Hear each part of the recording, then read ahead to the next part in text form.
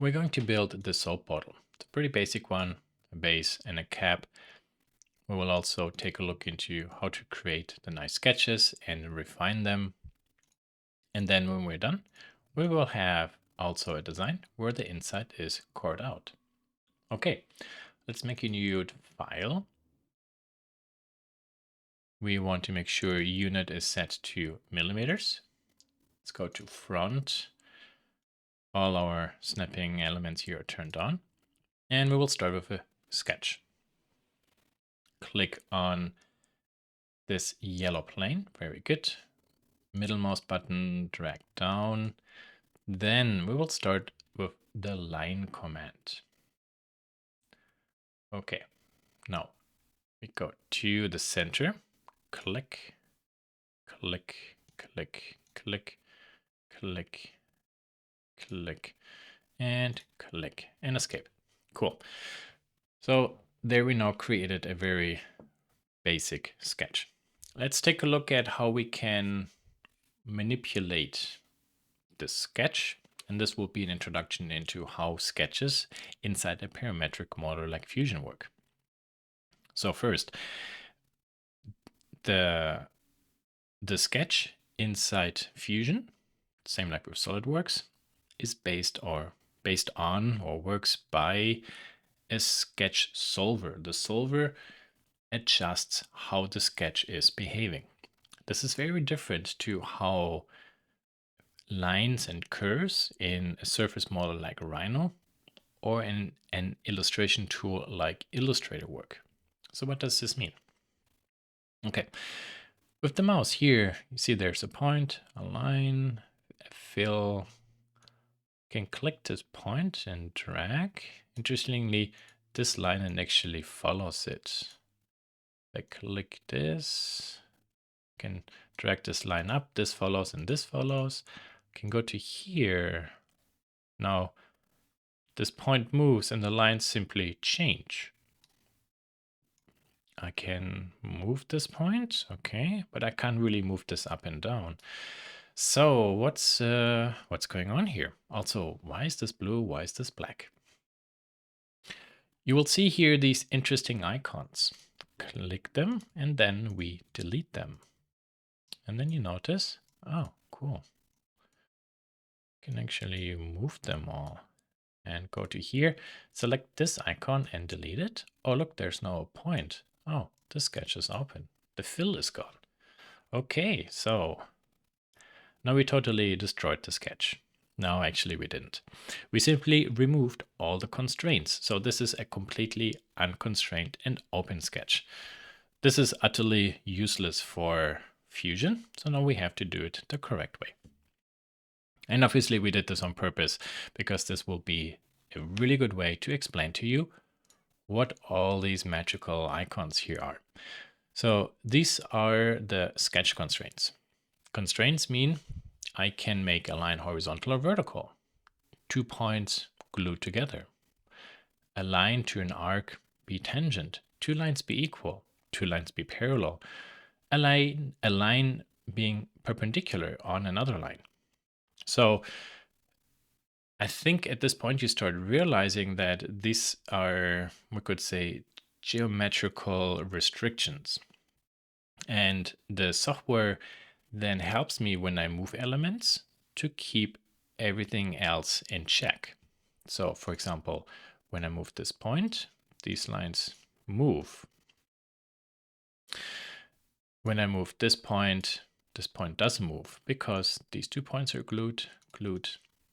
So to glue these two together, let's go to coincident, click, click, and you see now they're moved together. I would like this to be vertically constrained. Constraints, vertical, click. This I would like to be horizontal, click, horizontal, click, vertical, click. And the software understands if the line is more vertical, then it's vertical. If the line is more horizontal, then properly we guess, the software will guess we want this to be horizontal. So this is vertical, good, undo this piece. And now the software will think this will be more horizontal, but I want this to be vertical. So you see the software guessed incorrectly. This has to be more vertical. Cool. Okay, escape.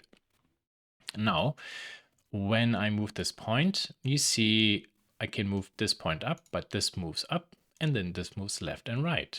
It doesn't rotate anymore. So that's kind of like, in a nutshell, as a quick introduction, what sketch constraints are doing. These are like rules how all the elements can behave. So the proportions are pretty okay. We have a black line, that means these two lines are kind of constrained. We have blue lines, that means they can really move a lot, and we have the fill. Now, how do we get the sketch into the correct scale? Well, we add scale constraints or dimensions, not scale constraints, dimension constraints. So here, sketch dimension. This also literally in every CAD program the same. That's a cool aspect of teaching Fusion.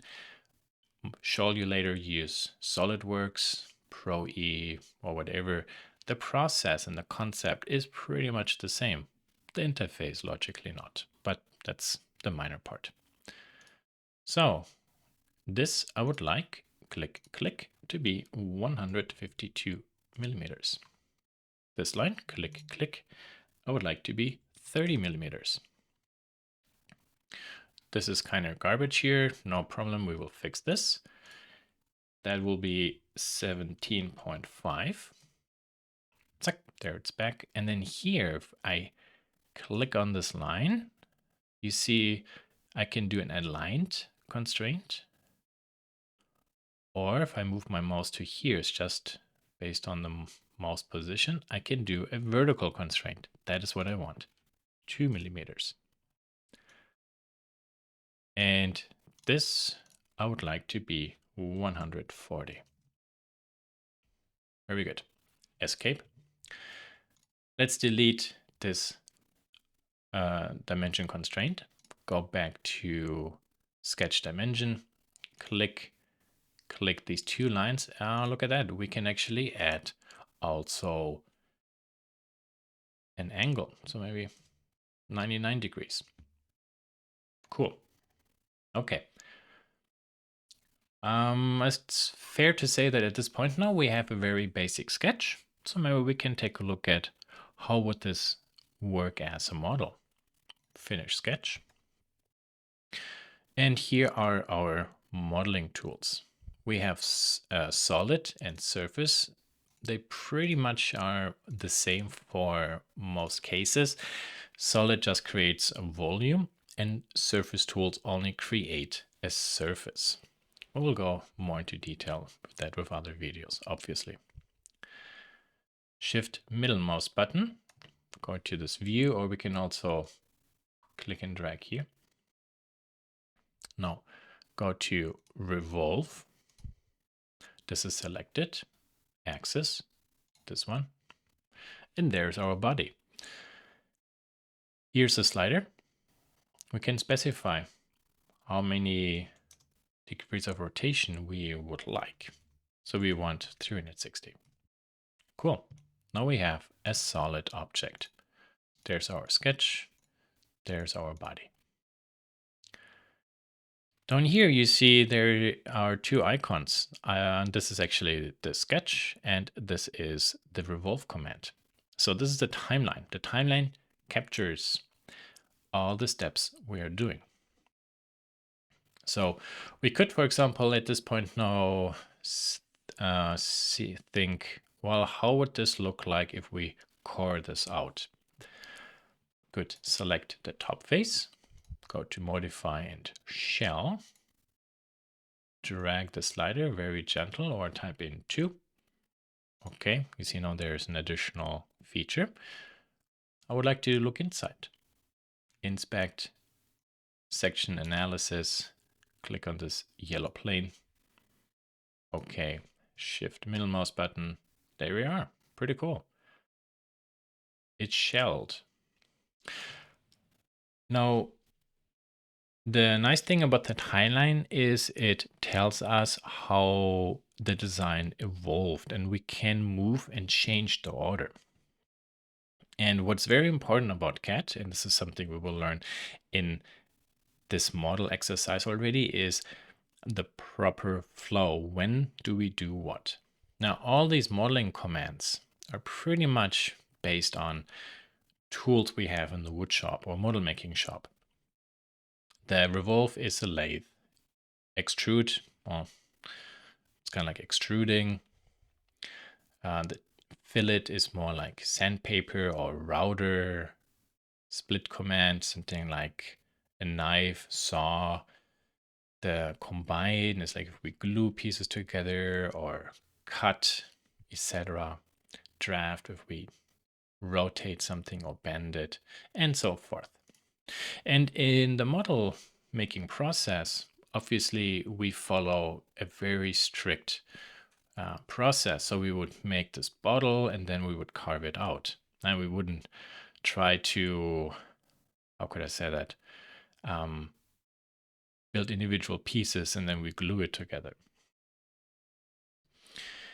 And what I'm trying to talk about is that in CAD, you want to start with very basic steps and explore proportions first. So that's what we did here. Basic sketch, this revolve, and then we quickly shelled it to see, does it work?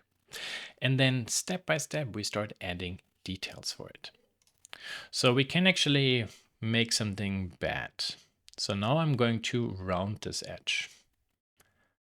Go to here, round this, and you see how this gets really thin till, yeah, this happens. And the software does it for us. It's just garbage, pure garbage, doesn't work. Double click.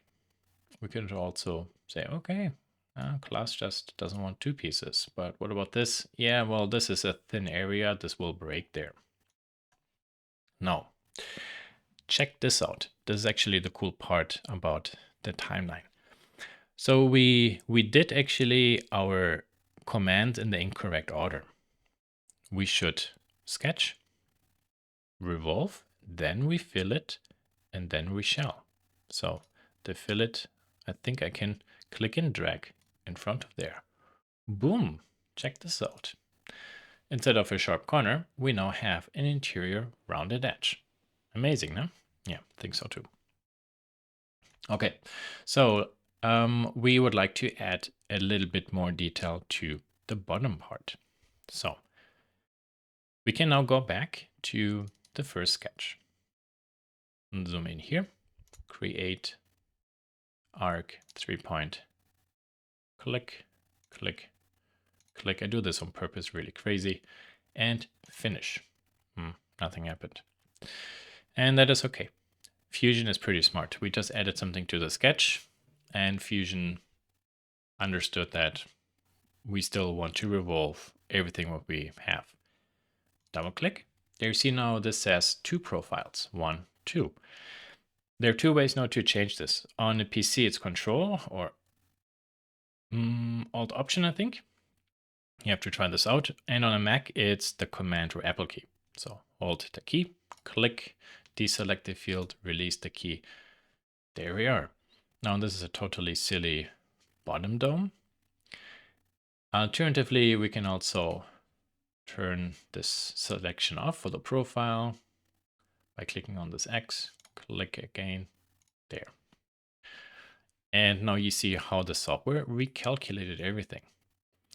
Welcome to interactive parametric modeling. That's what parametric modeling means. We design something based on parameters, and then the software recalculates everything for us.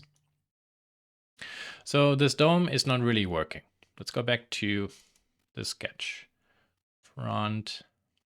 This will be very good to tell you what the tangent constraint is for.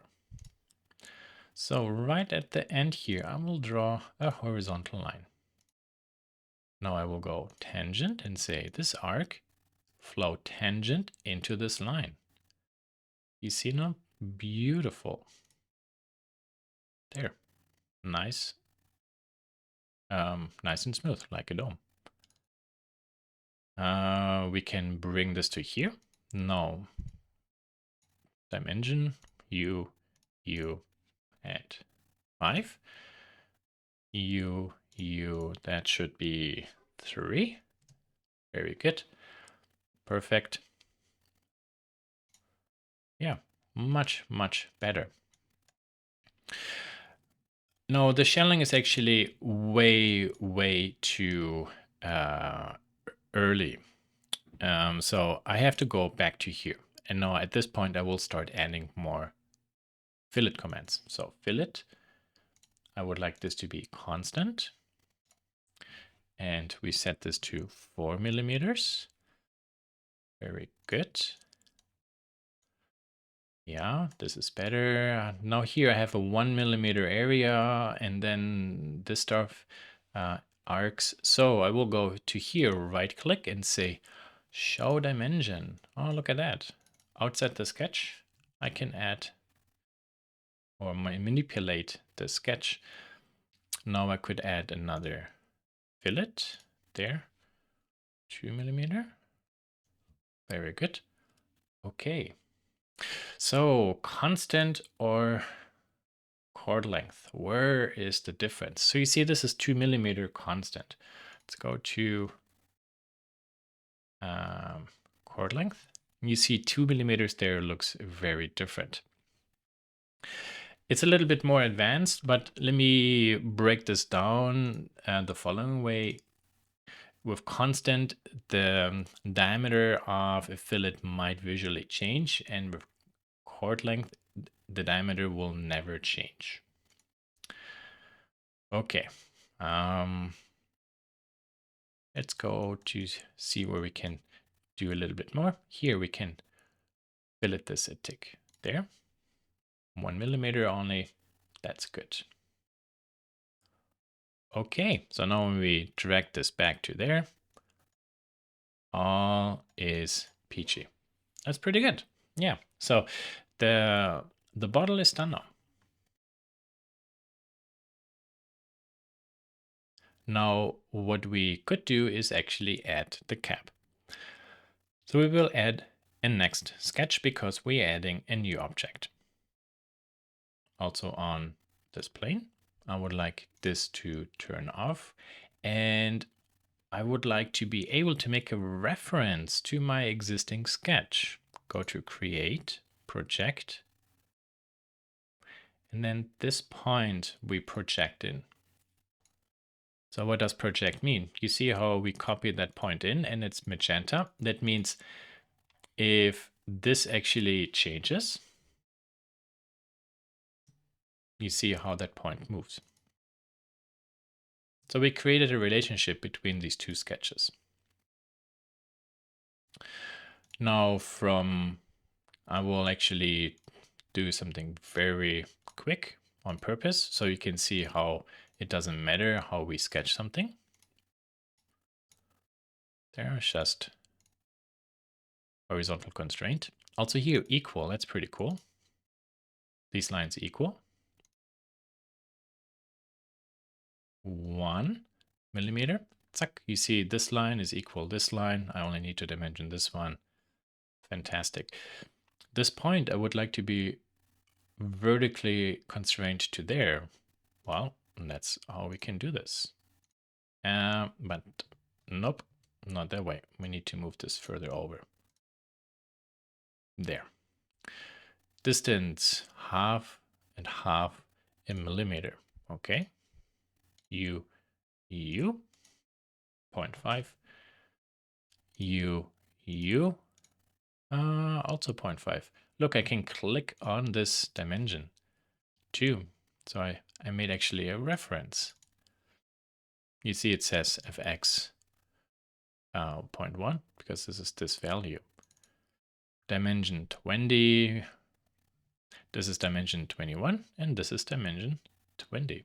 This is dimension 19. Very good. This should be 10.5. Okay. This here, we can actually also override. We keep this at 1. And this we keep at 0. Actually, 0 doesn't work. 0.5. Technically speaking, when we thread the cap on it, this will be squeezed together or shut. So this needs to be wider because the threading has to fit in here, and this will be more tight.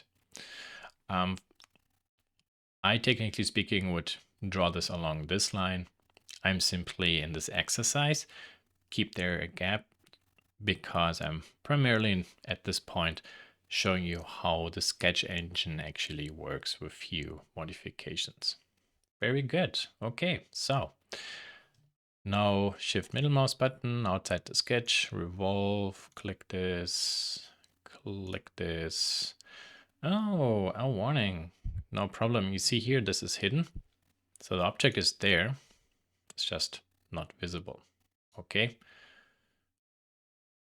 There we are. Maybe 1 millimeter for the cap is not big enough. So right click, show dimension. Here's my dimension for the thickness 2. Now this one is equal. This is much better. And this one now I could round with 1 millimeter, maybe 2. Okay. Very good. Very nice. We built our first very basic object, learned how to create 2 different sketches, got introduction into the sketch constraints, and then work with the revolve command, fillet command, shell command, and also the section analysis.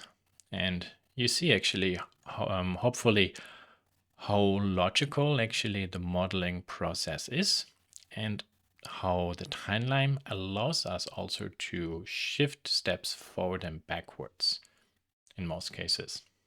Okay, that's it.